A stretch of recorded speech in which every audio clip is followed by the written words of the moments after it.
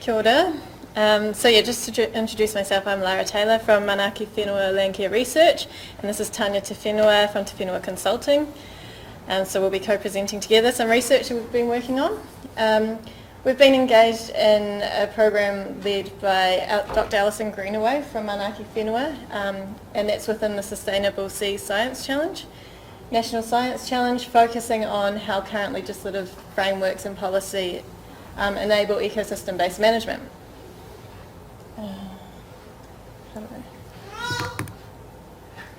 So the work that we've been focused on specifically was directed by the Kāhui for this program, and so they wanted us to have a look at how a customary tool or customary management might fit within or beside ecosystem-based management, and they asked us to look at rāhui. Also working with us on this is Bonnie Hatami from Ngāti Pahawera, and they're currently going through their Takatau Moana claims and settlement, so there's some insights as well, but unfortunately she couldn't be here today. So I reviewed this legislation and policy, but I'm not going to go into all of those today, but just to say, I guess that there are some enabling provisions within most of our pieces of environmental legislation, but none of it's specific or fit for purpose. But there are some lessons that we can learn from treaty settlement legislation and special legislation in particular, which I'll talk about a little bit today. So I guess those are more recent pieces of legislation and policy which are identifying the gaps or what our older legislation is failing to do, and so we're trying to innovate some better approaches.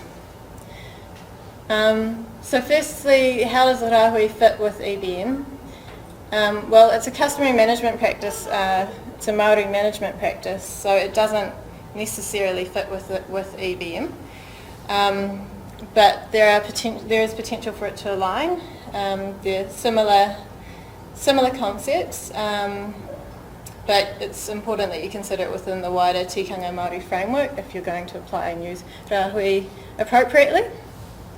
And Tania's going to speak a bit more to that and give an example as well from in her rohi, just up the road in Opotiki. And around their pipi beds, which has currently got a prohibition on them. Ki Lara. Tēnā koutou katoa te whare, kei te mihi atau ki a koutou, he hongore nōku tēnei te toha, tēnei taku mō hio aha ko paku nei pāna ki tēnei tino taonga tata nei ki a tātou katoa. Ara ko te moana tērā, ara ko te whenua tērā, ko nāua tērā, anā ko te tai ao, whānui tērā o ko te ao. Thank you very much everybody for inviting me here to share my knowledge on this thing so very important to us, the environment. As Lara has already mentioned, I worked with her on this project, and one of the critical factors, of course, looking at how tikanga might fit within EBM is to, first of all, determine how we understand tikanga, because the basic, I believe, overriding factor that aligns well, or the synergy, fundamental synergy between the two, is the principle of a holistic approach towards viewing the environment and environmental management practices. Tikanga Māori. At the heart of tikanga Māori, this one? Yeah, thanks. Is a notion that everything stems from the highest source of authority, the highest source of sacredity, the gods themselves. Everything within the natural environment, everything including humanity and the way in which we engage with the natural environment. So inherent from our descent from the gods, according to the Māori worldview, is an inherent source of mana or authority, mana atua, inherited from the gods themselves, imparted upon humanity, mana tangata, for what? For the protection of mana whenua, sorry, it's dropped off there, to maintain the mana of our natural environment, kaitiakitanga, guardianship. regulated by the notion that everything has an inherent source of sacredity, tapu, and everything has a mauri, just as the gods imparted upon us. So the way in which we regulate, maintain the mauri of all things within this world, and the tapu therefore, and the mana of all things within this world is the application of tikanga. I have just over 1 minute to demonstrate to you that principle, and the way that I've chosen to do that is to share with you the whakapapa, because everything in the Māori worldview therefore has a genealogical connection. This whakapapa is the whakapapa of the poi, which I think you must all be familiar with, the ball on the string, and it shows that from the natural environment come things of utility to humankind, which is also an important part of what we're aiming to achieve and manage in this balance with environmental resource management. But even though it may be of utility does not mean that it loses its sacredity and tapu. Here is the whakapapa or genealogy of the poi. Kei wainga nui pū hara keke ahau, whakarongorongo ana ki nā hau, noho ana tōku wairua, noho ana tōku wairua.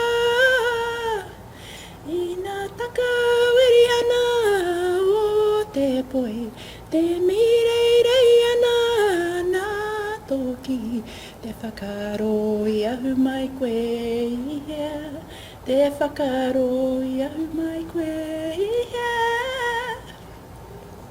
Nā i o mātua kore, ka moia whai a riko, ka puta ko nā ao, ka puta ko nā pō. Ka puta ko rangi nui e tui honei, ko papa tua nuku e ta koto nei.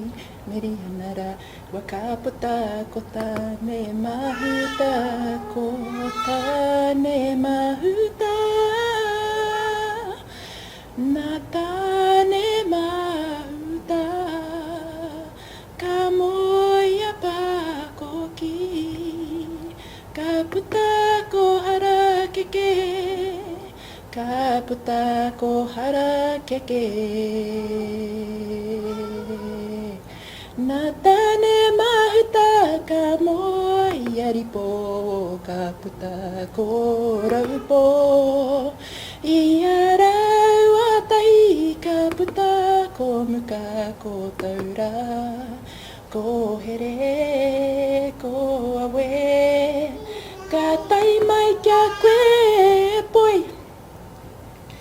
E hara tō mana, i te mana i take anō nanei, e ngari tō mana, no tua karere, no tua hakarere, ake, e ake, tonu atu. And that's the whakapapa of the poi. I don't have too much longer. Just to briefly say that the case study which I was involved in terms of Lara and the Landcare Research Team's research project, pertains to Te Ahiaua pipi beds at Waiotahe Estuary. Te Ahiaua is pictured here, prized by a number of key stakeholders in many distinct ways. From a conservation perspective, Te Ahiaua is a natural taonga of the Pōtiki coastline, with the highest Department of Conservation ranking. The estuarine mudflats are a habitat for wading birds, several fish species and numerous invertebrates, including shellfish. At the seawater freshwater edge, where the river and streams enter the estuary, whitebait spawns and the remnants of the former glorious mangrove forests can be found. Together with those located at the Waiawa estuary, these form the southern eastern extreme of the range of mangroves in New Zealand. Within the central and eastern Bay of Plenty, local Māori established mai nā kuria whāreiki tihiro, a customary fisheries forum November 2001. The interests of the forum are primarily to work collaboratively with the MPI to improve the management of the fisheries resources in the region and recognise and provide for the use and management practices of tangata whenua in those fisheries as required under the 92 fisheries settlement. From a leisure perspective, Te Ahiaua is a prized recreational reserve and the first major Opotiki district destination for visitors travelling between Whakatane and Opotiki. The estuary is fed by the Waiotahi River, which itself has 6 main tributaries, including the Paetutu Stream, Uhiao Stream, Ruamanga Nui River and the Ruakaka River. In all, there are 147 kilometres of major waterways in the catchment.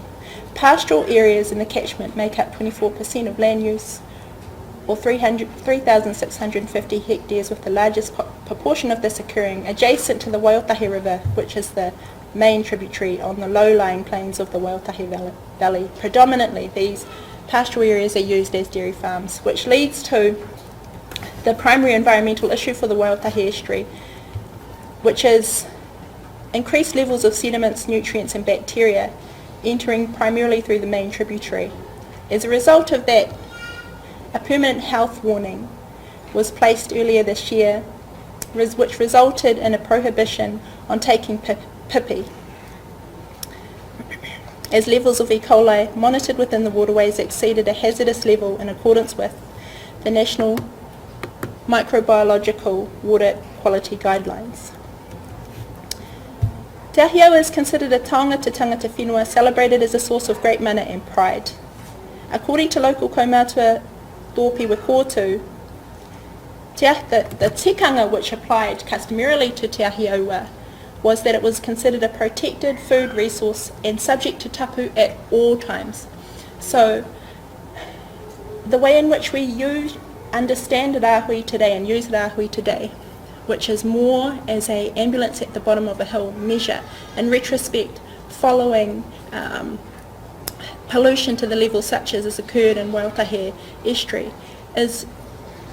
would not have occurred if tikanga Māori had been applied. Tikanga Māori would have elevated the tapu of the natural resource to be a consistent theme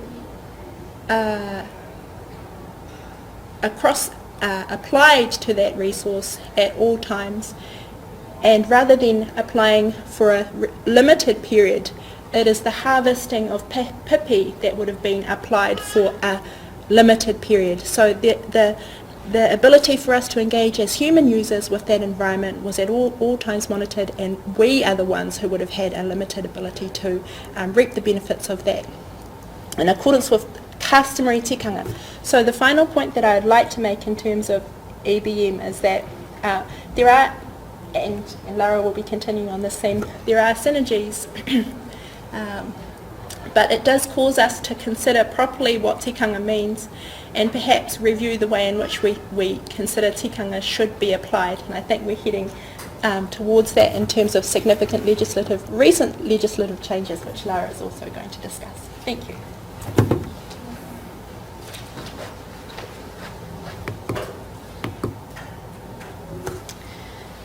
Yeah, so the main problem that we identified in the review of policy and legislation is that neither ecosystem-based management and custody management are strategically enabled or supported.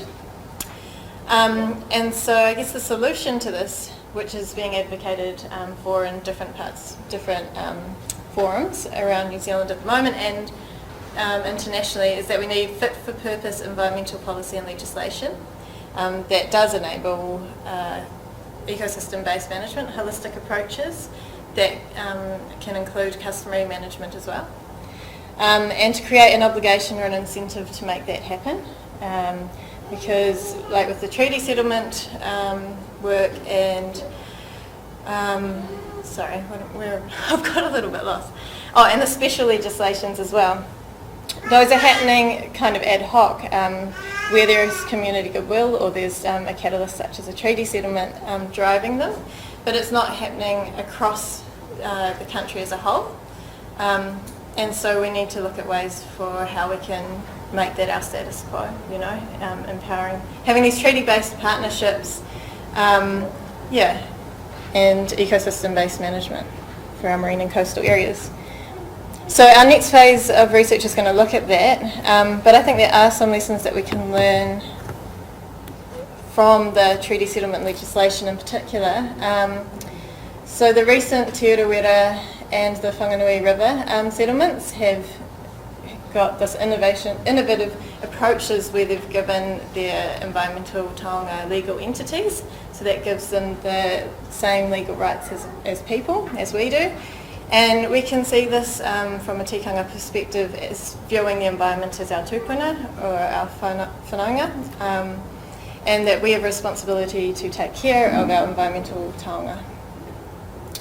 And then in that, as you can see in the second quote from Te Awa Tupua, which is for the Whanganui River, they view it as an indivisible and living whole, comprising the Whanganui River from the mountains to the sea, incorporating all its physical and metaphysical elements. So you can see there is an ecosystem approach to that, and so there is alignment in the views, and the management approaches and the governance approaches that this legislation is bringing forward is a lot more ecosystem based and tikanga based as well. So I can see a lot of opportunity in that and lessons to be learnt. And the same with Te Urewera as well, very similar. And they've got in their legislation provision for rāhui, and it includes those fundamental concepts as well.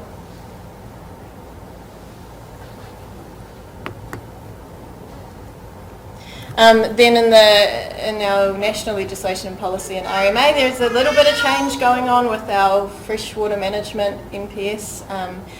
There's some stuff in there which is quite good. In the Resource Management Act amendments, there's the mana whakahone arohi, which is around iwi participation arrangements. Both of those are quite vague. I don't know how much we can learn at this stage from those. I think if you've got councils and agencies and communities that have the goodwill and want to go down the collaborative track, then you can do some awesome stuff. But it still comes back to the amount of effort people are willing and organisations are willing to put in. And then at the regional and local level, that's where we're seeing the special legislation happening. And so all of the acts that I've got up there have led to some real innovative strategies and plans that do take a more holistic look, and they are in partnership with Māori. And so there's a lot to learn in there, which I can't go over everything in this short amount of time. But also Auckland Council and I think some other councils are taking some leadership in this space, where they're starting to take some prospective planning approaches where they're including provisions around ecosystem-based management and also around how can we enable rangatiratanga and kaitiakitanga and basically mana whenua to be able to exercise their own ways of knowing and doing. So it doesn't necessarily set out exactly what has to be done, but it gives them the power to be able to do that. And Sea Change, Tautimu Taipari is a really good example. It's the first marine spatial plan for New Zealand. Just recently finished, but it took quite a few years and millions of dollars, so it's a massive, massive effort.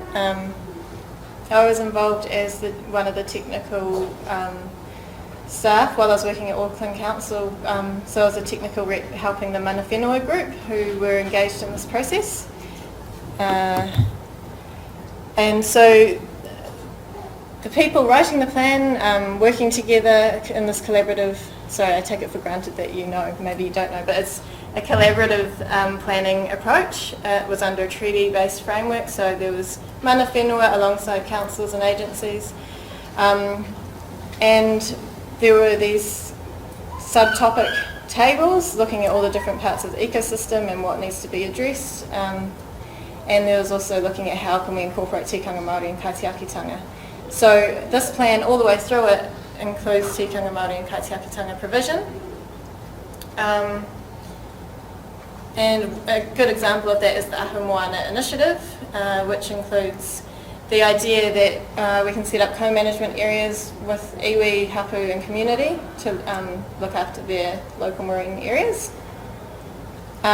This is a non-statutory plan, so even though it's full of really amazing and useful things, and it has been written in partnership with industries as well, and it's got all their buy-in, it needs to be implemented for it to actually have a real effect.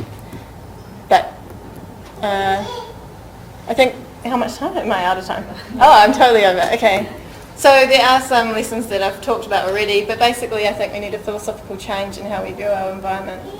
And lots of people like Damien Salmond are saying this. We need to stop looking at it as just a thing for productivity and for maximising profit, but we need to actually sustain our environment for the intrinsic value of the environment. And if we expect it to sustain us in our pockets, then we need to sustain it too.